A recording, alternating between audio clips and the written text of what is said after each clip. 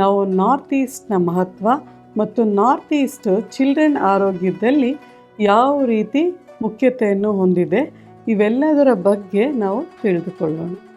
So ಈಗ as I was telling the previous episode, north east is like the fees of the house.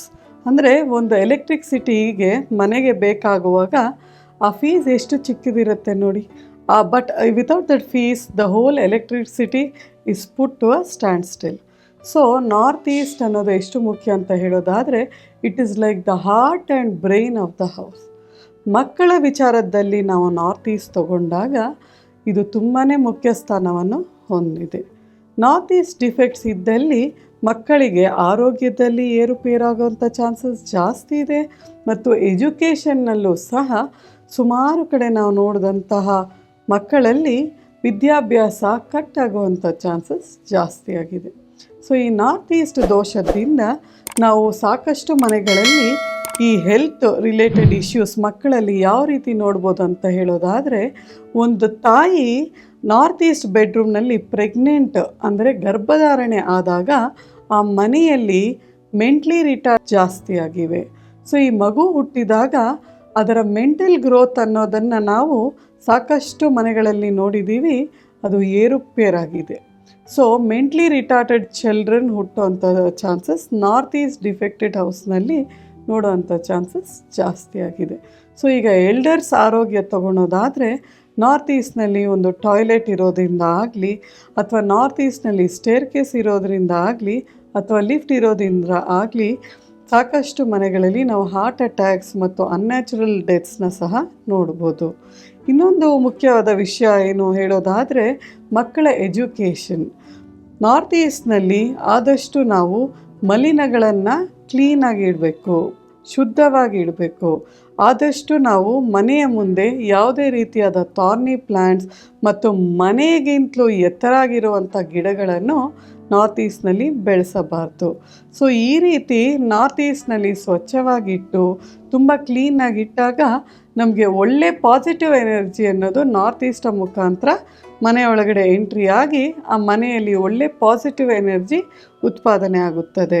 So ಈ north ಈಸ್ಟ್ನಲ್ಲಿ ಒಳ್ಳೆ ಕಿಟಕಿಯನ್ನಾಗಲಿ main ಡೋರ್ಸನ್ನಾಗಲಿ ಸಾಕಷ್ಟು ಮಟ್ಟಕ್ಕೆ ಇಡುವಂಥ ಪ್ರಯತ್ನವನ್ನು ನಾವು ಮನೆ ನಿರ್ಮಾಣ ಮಾಡುವಾಗ ಮಾಡಬೇಕು. ಸೊ ಈಸ್ಟ್ನಲ್ಲೂ ಸಹ ನಾವು ಒಳ್ಳೆ ಸನ್ಲೈಟನ್ನು ಮನೆಯೊಳಗಡೆ ತರುವಂಥ ಪ್ರಯತ್ನವನ್ನು ಮಾಡಬೇಕು. ಇದು ಒಳ್ಳೆಯ ಕಿಟಕಿಗಳು ಈಸ್ಟ್ನಲ್ಲಿ ಇಡೋದ್ರಿಂದಾಗಲಿ ಮತ್ತು ನಾರ್ತ್ನಲ್ಲಿ ಇಡೋದ್ರಿಂದಾಗಲಿ ನಾವು ಪಾಸಿಟಿವ್ ಎನರ್ಜಿ ಇನ್ಫ್ಲೋನ ಮನೆ ಒಳಗಡೆ ತೊಗೊಂಬರ್ಬೋದು. ಸೊ ಈ ರೀತಿ ನಾರ್ತ್ ಈಸ್ಟಿಂದ ಒಳ್ಳೆಯ ವೆಂಟಿಲೇಷನ್ ಬಂದಾಗ ಆ ಮನೆಯಲ್ಲಿ growth in the terms of business ಆಗಲಿ, ಎಜುಕೇಷನ್ ಆಗಲಿ, ಹೆಲ್ತ್ ಆಗಲಿ ಇವೆಲ್ಲವನ್ನು ನಾವು ಕಾಣ್ಬೋದು. ಸೊ ಈ ಡಿಫೆಕ್ಟ್ಸ್ ಯಾವ ರೀತಿ ನಾವು ಹಿಂದಿನ ಎಪಿಸೋಡ್ಸ್ನಲ್ಲಿ ನಾನು ಹೇಳಿದ್ದೀನೋ ಅದೇ ರೀತಿ ಪಾಸಿಟಿವ್ ಎಫೆಕ್ಟ್ಸ್ ಕೂಡ ನಾರ್ತ್ ಈಸ್ಟ್ನ ಕರೆಕ್ಟಾಗಿ ನಿರ್ಮಾಣ ಮಾಡೋದ್ರಿಂದ ನಾವು ಒಳ್ಳೆ ಪಾಸಿಟಿವ್ ಎಫೆಕ್ಟ್ಸನ್ನು ನೋಡ್ಬೋದು. ಸೊ ಈ ನಾರ್ತ್ ಈಸ್ಟ್ ಚೆನ್ನಾಗಿರೋವಂಥ ಮನೆಗಳಲ್ಲಿ ಮಕ್ಕಳಲ್ಲಿ ಒಳ್ಳೆ ವಿದ್ಯಾಭ್ಯಾಸ, ಒಳ್ಳೆ ಹೆಲ್ತನ್ನು ನಾವು ನೋಡ್ಬೋದು. ಸೊ ನಾರ್ತ್ ಈಸ್ಟ್ನಲ್ಲಿ ನಾವು ಒಂದು ಬುಕ್ಕನ್ನು ಮಕ್ಕಳಿಗೆ ಕೈಗೆ ಕೊಟ್ಟು ಓದಿಸಿದಾಗ, ಆಮೇಲೆ ಅವರ ಬರ್ತ್ ಲಕ್ ಪ್ರಕಾರ ನಾವು ಈಸ್ಟ್ ಅಥವಾ ನಾರ್ತ್ ಈಸ್ಟ್ಗೆ ಯಾವ ಡಿಗ್ರಿನಲ್ಲಿ ತಿರುಗಿ ಓದಬೇಕು ಅಂತ ತಿಳಿಸಿದಾಗ ಆ ಮಕ್ಕಳಿಗೆ ಒಳ್ಳೆ ಆಲೋಚನೆ ಬಂದು, ಒಳ್ಳೆ ಗ್ರಾಸ್ಪಿಂಗ್ ಪವರ್ ಬಂದು ಅವರು ವಿದ್ಯೆಯಲ್ಲಿ ಚೆನ್ನಾಗಿ ಮುಂದುವರುವಂಥ ಚಾನ್ಸಸ್ ಜಾಸ್ತಿ ಆಗಿದೆ. So north east is like the heart and soul of the house. ಆದಷ್ಟು ನಾವು ನಾರ್ತ್ ಈಸ್ಟ್ನ ವೆಲ್ ವೆಂಟಿಲೇಟೆಡ್ ಆಗಲಿ ಮತ್ತು ಒಳ್ಳೆಯ ಪಾಸಿಟಿವ್ ಎನರ್ಜಿ ಉಳ್ಳುವಂಥ ಜಾಗವನ್ನಾಗಿ ನಿರೂಪಣೆ ಮಾಡ್ಕೋಬೇಕು. ಸೊ ನಾರ್ತ್ ಈಸ್ಟ್ನಲ್ಲಿ ಏನೆಲ್ಲ ಬರ್ಬೋದು, ನಾರ್ತ್ ಈಸ್ಟ್ನಲ್ಲಿ ಒಂದು ಒಳ್ಳೆಯ ಹಾಲ್ ಬಂದಾಗ ನಾವು ಅಲ್ಲಿ ಕುಟುಂಬಸ್ಥರೆಲ್ಲ ಒಂದು ಕಡೆ ಕೂತು ಮಾತುಕತೆ ನಡೆಸಿದಾಗ ಒಳ್ಳೆಯ ಆಲೋಚನೆಗಳು ಉಂಟಾಗಿ ನಾವೇನು ಮಾತುಕತೆ ಮಾಡ್ತಾ ಇದ್ದೀವೋ ಅದು ಒಳ್ಳೆ ಪ್ರೋಗ್ರೆಸಿವ್ ಆಗಿರುತ್ತೆ.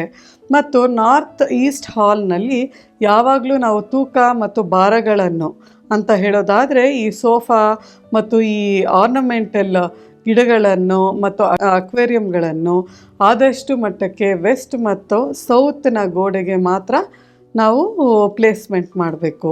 ಯಾವುದೇ ಕಾರಣಕ್ಕೂ ನಾರ್ತ್ ಈಸ್ಟಿಂದ ಒಂದು 3 ರಿಂದ 4 ಅಡಿ ಗ್ಯಾಪು ಬಿಟ್ಟೇ ಬಿಡಬೇಕು. ಸೊ ಈ ರೀತಿ ಬಿಡುವುದರಿಂದ ಆ ಮನೆಯಲ್ಲಿ ಒಳ್ಳೆ ಪಾಸಿಟಿವ್ ಶಕ್ತಿ ಉತ್ಪನ್ನ ಆಗಿ ಮನೆಯಲ್ಲಿ ಒಂದು ಒಳ್ಳೆಯ ಪಾಸಿಟಿವ್ ಎನ್ವಿರಾನ್ಮೆಂಟ್ನ ನಾವು ಕಾಣ್ಬೋದು. ಆದಷ್ಟು ನಾವು ನಾರ್ತ್ ಈಸ್ಟ್ನಲ್ಲಿ ರೈನ್ ವಾಟರ್ ಹಾರ್ವೆಸ್ಟಿಂಗನ್ನು ಮಾಡಿ ಒಳ್ಳೆ most downward position of the house ಅನ್ನು ಮಾಡಿದಾಗ ಅಲ್ಲಿ 100% ಒಳ್ಳೆ ಪಾಸಿಟಿವ್ ಎನರ್ಜಿ ಉಂಟಾಗತ್ತೆ. ಒಳ್ಳೆ ಪಾಸಿಟಿವ್ ಎನರ್ಜಿಯಿಂದ all round development of the children ಆಗಲಿ ಎಲ್ಡರ್ಸ್ನ ಆಗಲಿ ನಾವು ನೋಡ್ಬೋದು. Thank you.